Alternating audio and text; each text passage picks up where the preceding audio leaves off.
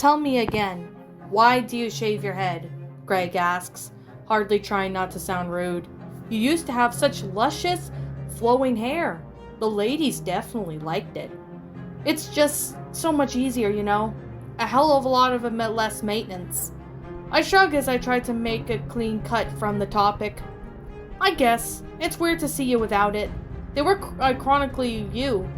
I guess what they say about doing some changing you is true.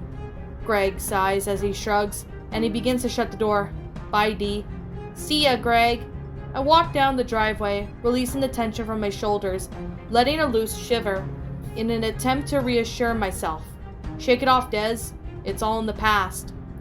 I get asked about that quite a lot. Everyone who knew me back then wants to know what really happened to my trademark long hair. Strangely, as if no one even remembers who I was before it. Or cares, for that matter. About 11 years ago, I wanted to dedicate myself to growing out my hair for as long as I could. My family and friends always told me of how nice my hair was, but I never really paid much mind to it. It was so much upkeep to have it so long, but I decided I might as well try it out. At the time, my hair was around my ears. It's the longest I let it grow. I was previously concerned about getting in the way, especially when eating. I also had a strange worry that someone would try and grab me by the hair if it was long. For the first few months, nothing seemed different. It grew quickly. My mother would always say how astounded she was as fast it grew. After about a year, I started noticing strange habitual changes in myself. I don't know how long they'd gone before I had taken notice, but they were mostly pretty small. I first recognized it when I ordered guacamole with the side of nachos by the bar. It may sound trivial, but as apparently it did to everyone else. But I hate avocados. To me, they tasted like light, squishy clumps of grass or malnourished vegetarian. Guac was no different. As I sat at the table, confronted by my thoughtless choice of wasting the whole dollar and added an ounce of guacamole, I figured, why not? Go ahead and try it. It wasn't bad, not as bad as I remember anyhow. I still didn't really like it that much, but I felt compelled to eat it, and not just because I paid for it. I know what very little antidote that might have contrived, but it was just first of my instances where I felt myself completely compelled to the unusual, uncharacteristic things. I started buying expensive conditioners, only shampooing once, maybe twice a week, eating high-fat, moderate protein, super low-carb diet. It started gradually, until I realized due to a friend's comment, I'd been basically eating gentletic diet. I didn't put it on a hat, I simply just found it unable to do it. I'd never been able to be a hat person, but the thought of just wearing one now just made me physically ill. With the vain side of me blinded by my concerns of these strange habitual changes. Every time I leave this house, absolute strangers accompany compliments in my hair. I'd see the heads turn, jealous girls, children who just wanted to feel how soft it was. I was content enough with all the changes in the lifestyle. They weren't causing me harm, really, or so I thought. I'd gone to my doctor's for an annual checkup, as he was. We did some routine blood tests. He called me about a week later with the results. Your biotin, vitamin E, and vitamin D levels are low. Supremely low. These aren't the levels I'd expect to see someone in your age, eating a balanced diet. Do you think I ought to take supplements? I asked, worried about the impact that could be on my long-term health. Supplements can help, but it's more important that you get these sources from your food. Supplementation is okay, but not in a long run, because it could cause other vitamin or mineral imbalances. For now, see if you can get a hold of some, but try to make some conscious effort towards making things look like dairy, mushrooms, avocados, and nuts regular parts of your diet. I scratched my head, considering exactly how to respond. You basically highlighted my entire diet in 4 words. That's particular to say the least. Try the supplementation then. We'll do more blood tests in 2 weeks. If the results don't improve, we'll see about putting you on a specialized diet or consider medication. I woke up later that night, later that week with terrible headache. It felt like my brain had thousands of tiny needles stabbing into it. I went to the bathroom and turned on the light, opened my medicine cabinet. Holding the weak painkillers in my hand, I noticed something particular and froze. I was standing completely still, but through my peripherals, I could see my hair moving. Not a gentle swaying or a lift caught by a draft, actual movement, as if it was wriggling. I closed the cabinet, stared into the mirror. The hair was visibly growing in both thickness and length. I started to stagger backwards, afraid to even touch the hair. A small voice in my head said, "Calm down, it's just a bad dream. Lay back down." As I did, as soon as I laid down, the headache began to soothe. My eyelids felt heavy. Just before passing out, I thought I saw a lock of my hair creeping towards the multivitamin bottle in the nightstand. When I woke up in the morning, I wasn't sure if it was last night's event was a nightmare or reality. I was desperate to shrug it off, but the luxury of ignorance didn't last long. I walked to the bathroom once more and looked into my reflection. No wriggling, no spontaneous spurts of hair growth, though it looked just a little longer than I remembered. I reached for a pair of scissors to trim a bit. As I reached for a lock of hair and held it to my tut, my body froze up. I could feel the hair begin to wrap around my fingers. "Stop!" the voice in my head began. "That's not yours to cull." I felt powerless, paralyzed. Fear cascaded over me, from my head to my shoulders, down to my toes. Was this the hair? Was it somehow able to stop me? I fought against the paralysis with all the strength I could muster, edging the scissors slowly towards my hair, watching this particular scene from a man struggling against himself in the mirror. Then I felt creeping. Before I noticed in the mirror, a large python of hair snaked its way around my neck, forming a firm collar. "Do not struggle, let it be." I forced the scissors to open with the control I had left. The cord of the hair around my neck began to constrict. The voice grew louder in my head. "This body is ours now. We may share it for a time. If you'll fight, you'll suffer." I tried to scream, but with my throat bound, a gaspy squeal was all I could muster. I dropped the scissors and fell to my knees. It felt a loud thump of knees against the floor and muffled. I hardly noticed it. My vision began to darken.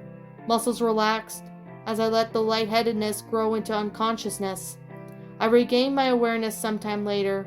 I was standing upright in a park halfway across town. I wondered how long I'd been there. Reaching for the phone in my pocket, I felt it was damaged. I slowly removed the useless brick of heavy smashed technology, attempting to rationalize all this. Was it drugs? Alcohol? I didn't touch that kind of stuff normally, only on special occasions. Perhaps the effects of the vitamin defenses these. Listen to me now, my puppet. You have proven an epitome host, and for you are now our graces. Do not forget it. It is we who pull the strings now. I could feel the disgusting wriggling all over my head and down my back. The hair seemed as though it was relishing the moment. Laughing even. I'm insane, I thought. I have lost my mind. I needed to be institutionalized. I began to walk. Only I wasn't doing it. My legs moved. My feet carried. But I had little choice in the matter. Then I blacked out again. That was my life for about 2 months. I gained consciousness for small snippets of my life, sometimes in the middle of conversations with people I knew, in which in the moment I tried to talk about the hair. I'd choke up and eventually lose consciousness once more. As I felt though I was a little more than a husk, a vessel for whatever strange creature had my hair involved in, I began to feel so hopeless. It didn't appear though as anyone took notice or knew what was going on with me. Somehow the hair was living my life. Finally, the day I broke free was bittersweet. Again, I regained consciousness. This time I found myself in the middle of the intimate relations. I knew the girl, but not well. I think I went to high school with her many years ago. Blonde Stacy. Everyone called her due to there being 2 Stacys. We weren't in contact, so I had no idea of what had happened. I stopped thrusting and hastily withdrew from the bed we were on. I didn't know this room. I had no idea where I was. Whoa, whoa, what's going on? She asked me, in a genuine confusion in her eyes. Here I am. How the hell did I get here? Why am I with you? I clamored for answers. No time to explain. Wow, here's a question for you. Why are you being such a dork? She exclaimed, as she pulled the bedding up to her neck to cover her naked body. No, I'm sorry. You don't understand. I'm not in control of my life. I was cut short. My tongue stopped wagging. I'm still surprised as it let me get that far, but was it toying with me? I heard some soothing words. Apologies spew from my mouth like a spoiled honey. I returned to the bed, peeled back the blanket, revealing her bare form, and proceeded to mount her once more. I kept fighting, but I was powerless. I saw from the corner of my eye a thick lock of hair extending down towards her, mingling my auburn locks with her blonde curls. Then another and another. Her head was curtained by my long hair. She grabbed a handful in a lover's passion and began to pull. The remaining hair quickly wrapped itself around her neck and began to tighten. She smiled at first and pulled harder. So, too, did the hair squeeze intensively. She began to panic when she realized it was the hair itself doing the choking. More strands appeared, erect in front of her face, slowly piercing down, as if to penetrate her facial orifices. She began to kick and struggle. Finally, the hair withdrew from the coitus. My body had finished. Much to my disgust, the hair only seemed to focus on whatever was trying to do to her. I could feel her panic and I wanted to help. I fought for control as hard as I could, until finally I regained some resemblance of power. She ripped up a clump of my hair out of my head. Strangely, it was painless. It must have been somehow weakened from the hair's hold on me. But it hadn't stopped strangling her. I saw a picture frame on the nightstand, reached out and smashed it against a soothed wooden frame against the bed, grabbing a piece of glass tightly in my hands and began to hack and slash at the hair. Blood streamed down from my hand where I gripped the raw, jagged chunk. With every single strand I sliced through, I began to feel more and more in control, until finally I cleaved all of the hair, connecting my hair to her neck. I fell backwards on the bed. Relief began to tingle through every inch of my body. I fought so hard to reclaim. I felt whole again. I sat forward, grinning as I must have had a twisted, bloody visage. My meager moment of glee was severed in the second I took a look back at blonde Stacy. The hair was firmly wrapped around her neck, and some strands were slowly wriggling through towards her nostrils.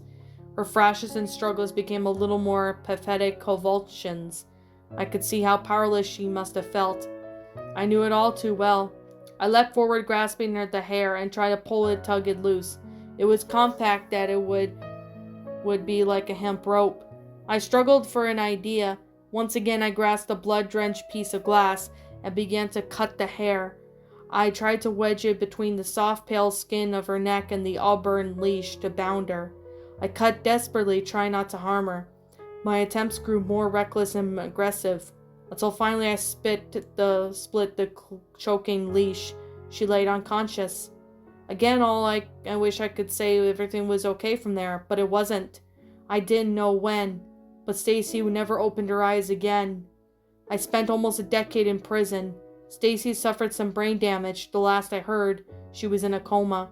I'm prohibited from looking more into her fate, though it was hard to argue against the charges when she'd suffer so much severe expiration and cuts around her throat.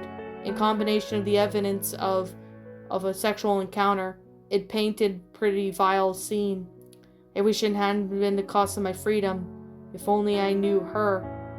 I've been better for part 2 years now, trying to adjust to the normal life.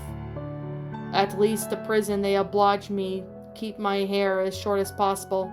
I have not had thoughts, commands, or any sign of whatever was on my head since, but I'm always wary what could be there. Sometimes I see my hair move, although I feel the wind blowing against it. I shaved it down anyways. Can never be so sure. Now that I'm out, I've been in contact with a lot of my old friends. I'm still learning about this stuff that the hair was in control. Apparently, I was very socially outgoing, spent most of my life in different ladies. I almost wish I couldn't remember it. As I finally arrived at my home to visit Greg's, my first time seeing him since I got out, I got a curious envelope that has come across from my mail slot. No return address. I opened the package and the first thing it looks like a small clipping of some magazine article titled 7 Things to Eat Healthy for Luscious Hair. The article was a picture of a woman with shiny auburn looks, reminiscent of mine. My heart sinks as this cruel joke. I tear open the rest of the small envelope. A thick of lock hair falls to the ground. I'm petrified. If someone was trying to scare me, they're succeeding. I stare at the clump for what felt like an eternity. Waiting for someone to move, I see a twitch. I began to feel with dread, not because of the movement, because it wasn't auburn. Just its familiar curl to it, and it's blonde, just like Stacy's. What's up, my pretties? It's the Lion Queen here. I want to appreciate you all for tuning into this video, and I do appreciate you guys supporting my video by giving this video likes and stuff. If you really enjoyed this video, be sure to leave a like, comment and subscribe if you're new, ring the bell for notifications to when I upload so that way you guys will get updated for whenever I upload. If you want to follow me on Twitter or DeviantArt, feel free to leave a follow on those if you are interested in following me on those socials. If you want to support my backup channel, known as Miss Dark Shigo, feel free to subscribe to it, as a link to that will also be in the About page section. And with that being said, and that being the case, thank you so much for watching, my pretties, and as always, please stay pretty.